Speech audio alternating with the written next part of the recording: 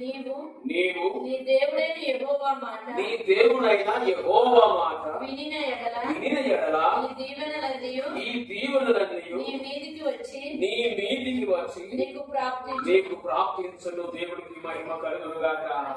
దేవుడికి స్తోత్రం కలుగును గాక. యెహోవా యందలి భయభక్తులు కలిగి నడుచుకున్నట్లయితే దేవుడు నిశ్చయముగా వారి జీవితంలో మేలుడు జరిగిస్తాడు.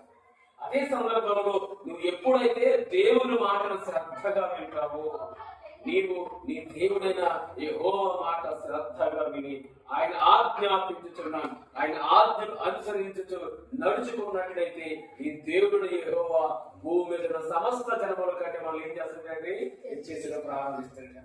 ఇప్పుడు దేవుని అందరి భయభక్తులు కలిగి మనము ప్రయత్నం చేసినప్పుడు, దేవుని మాటలు వింటున్నప్పుడు, దేవుని వాక్యానుసారంగా జీవించాలి అనే సత్యాన్ని మనం గ్రహించినప్పుడు తప్పకుండా ప్రభువు వారు మనలో అనేక చరముల కంటే ఉన్నతమైన స్థానం ముందు దేవుడు స్థిరపరుస్తున్నాడని పరిశుద్ధ గ్రంథం మనకు తెలియజేస్తుంది. ఆ క్రిందకి మనం చదువుకున్నట్లయితే మనం ఎప్పుడైతే ఆయన మాట శ్రద్ధగా వింటామో ఆ దీవులన్నీ మన మీదకి వచ్చి మనకు దేవుడి చేత ప్రాప్తించబడతాయి, కానీ నెరవేర్చబడతాయి.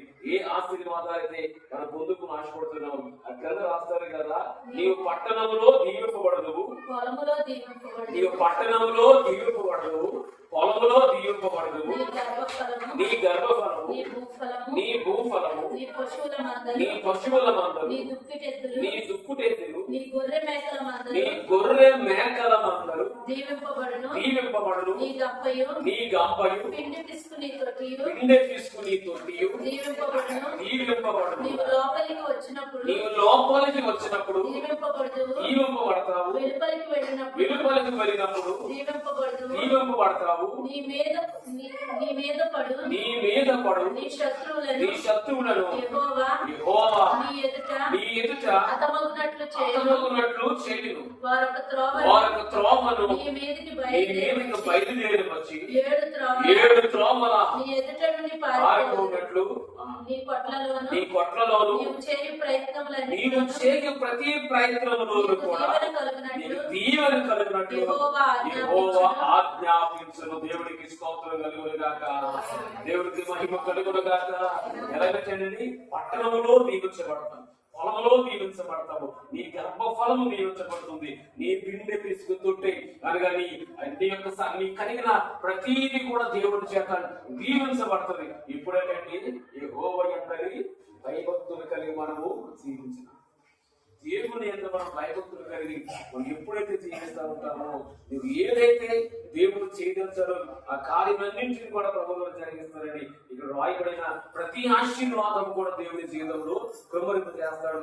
నీ పశువుల మందలు అనగా నీ గర్భఫలము దేవుడు జ్ఞాపకం చేసుకుంటాడు. నువ్వేదైతే ప్రయత్నం చేస్తా ఉంటావో, నువ్వేదైతే తలంపు తలుస్తూ ఉంటావో, నా జీవితంలో మంచి జరగాలి, నా జీవితంలో ఇది కార్యం నేను చూడాలి, ఆ కార్యము దేవుని పట్ల జరిగించాలి అని ఎప్పుడైతే నువ్వు ఆశపడతా ఉంటావు, ఆ కార్యములన్నింటిని కూడా దేవుడు ఏం చేస్తాడండి ఉన్నతంగా దీవించడం ప్రారంభిస్తాడంట. దేవునికి స్తోత్రం కలుగును గాక. మరొక మాట ఉంటుంది, అదే 6వ అధ్యాయము మనం జ్ఞాపకం చేసుకున్నప్పుడు 10వ మాట చదవగలిగితే, మీ దేవుడైన యెహోవా నీ పితరులైన అబ్రహాము ఇస్సాకు యాకోబులతో చేసిన నిన్ను ఆ దేశంలో ప్రవేశపెట్టి నీవు కట్టని గొప్పవాడు మంచి పొరములను నీవు నింపని మంచి ద్రవ్యముల చేత నింపబడిన ఇండ్లను నీవు త్రవ్వకపోయినను త్రవ్వబడిన బావులను నీవు నాటని ద్రాక్ష తోటలను ఒలీవల తోటలను నీకు ఇచ్చిన తరువాత నీవు తిని తృప్తి పొందినప్పుడు దేవుడికి స్తోత్రం కలుగును గాక. దేవుడికి మహిమ కలుగును గాక. అలాగే దేవుడు మన ఊహకందని కార్యక్రమం జీవితంలో జరిగిస్తాడు. అదే దేవుడి వాక్యం మాట్లాడుతుంటా, నువ్వు అడుగు వాటికంటేను ఊహించు వాటికంటేను అత్యధికంగా చేసే దేవుడే మన దేవుడు. మనం అనుకుంటాము చిన్నగా ఉంటే చాలనుకుంటాము, కానీ మన దేవుడు మాత్రము మన చిన్నవాళ్ళు చేయడానికి వీక్షించుకో.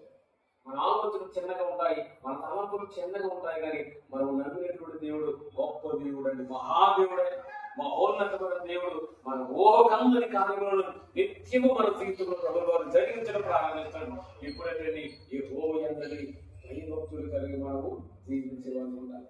యెహోవా యందు భయభక్తులు కలిగిన వాడు ఎలాగో దీవించబడని దేవుడు నెక్స్ట్ మనం తెలియజేస్తున్నాడు. 128వ అధ్యాయం మనం చదువుకున్నప్పుడు ఇంకా క్రితం మనం చదవగలిగితే కొన్ని మాటలు ఉంటాయి. నీవు ధన్యుడవు, నీకు మేలు కలుగును.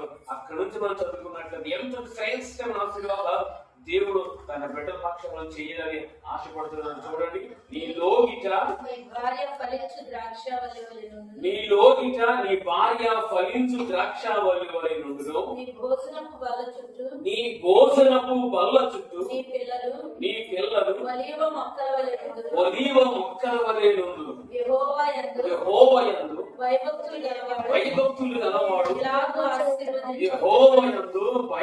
గలవాడు ఇలాగున దీవించబడతాడు. ఎలాగున దీవించబడతాడు? నీ లోకిట నీ భార్య ఫలించు ద్రాక్షావల్లి వలె, నీ భోజనపు బల్ల చుట్టూ నీ పిల్లల చెవి ఒలీవ మొక్కల వలె ఉంటారట. దేవుడికి మహిమ కలుగును గాక, దేవుడికి స్తోత్రం కలుగును గాక. హల్లెలూయా. అంతటి శ్రేష్టమైన ఆశీర్వాదము దేవుడు ఈ కుటుంబం పైన వెంటనే కుమ్మరిస్తాడు. ఎప్పుడంటే కుటుంబంతా కూడా పరిపూర్ణంగా యెహోవా యందు భయభక్తులు కలిగి నివసించగలిగి, దేవుని యందు భయభక్తులు కలిగి జీవించగలిగితే అనేక మందికి వీరు ఆదర్శంగా ఉండగలిగితే, అనేక మందికి వీరు సాక్షిగా ఉండగలిగితే, దేవుడు అంటున్నాక ఈ లోకిట ఈ భార్య ఫలించు ద్రాక్షావల్లి నిత్యం కూడా మీ కుటుంబం ఎట్లా ఉంటుందంటే పచ్చగానే, ఏనాడు కూడా జీవితంలోకి ఎండిపోయిన బ్రతుకులు కానీ ఎండిపోయిన స్థితి దేవుని కుటుంబం అనుమతించడు. ఇప్పుడైతే దేవుని అందరి భయభక్తులు కలిగి జీవించగలిగి దేవునికి స్తోత్రం కలుగునుగాక. ఒలీవ మొక్కల వల్ల పిల్లలు పెరుగుతాడు. అదే కాకుండా ఎంటున్నమాట యెహోవా యందు భయభక్తులు గలవాడు ఎలాగునా దీవించమన్నట్టండి. ఇందాక మనం చదువుకున్నాం కదా, మనము కట్టని పొరములను మనము తొలగించని మనం కట్టని బహుమతిని ఇస్తాం. చిన్నదా పెద్దదా అనేది దేవుని యొక్క చక్రం ఉంటుంది. కానీ మనము నిత్యం కూడా